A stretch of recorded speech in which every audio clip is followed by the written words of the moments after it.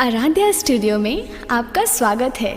Aaradhya studio को subscribe करने के लिए सब्सक्राइब का लाल बटन दबाएं और सबसे पहले गाना सुनने के लिए बेल आइकन जरूर दबाएं। बोला शंकर भगवान की जय।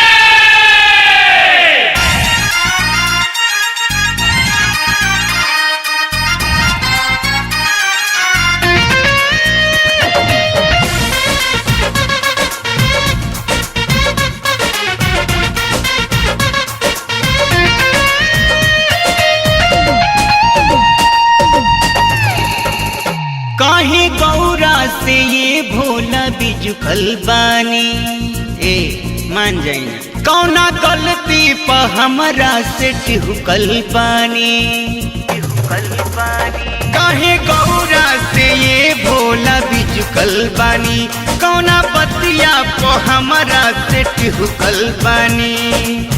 तनी साहस के बोली बातियाई तनी साहस के बोली बातियाई कहीं तो ये भोला चिलम चढ़ाई कहीं तो भंगिया के शरबत पियाई।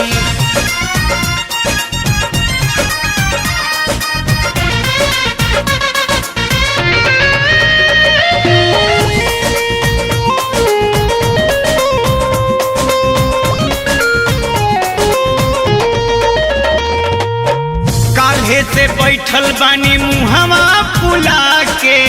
बोलला बोलतानी काहे खिसिया के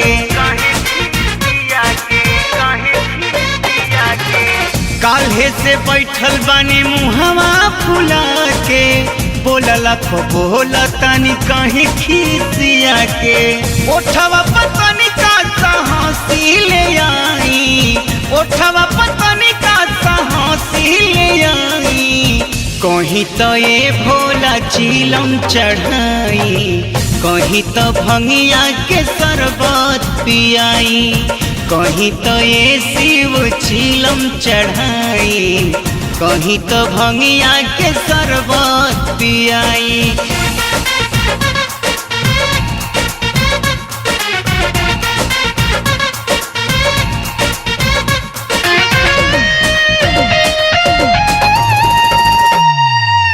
तनी तनी बतिया पर भाग जानी रूसी के जाके बैठ जानी मड़ई में खुशी के हाँ तनी तनी बतिया पर भाग जानी रूसी के जाके बैठ जानी मड़ई में खुशी के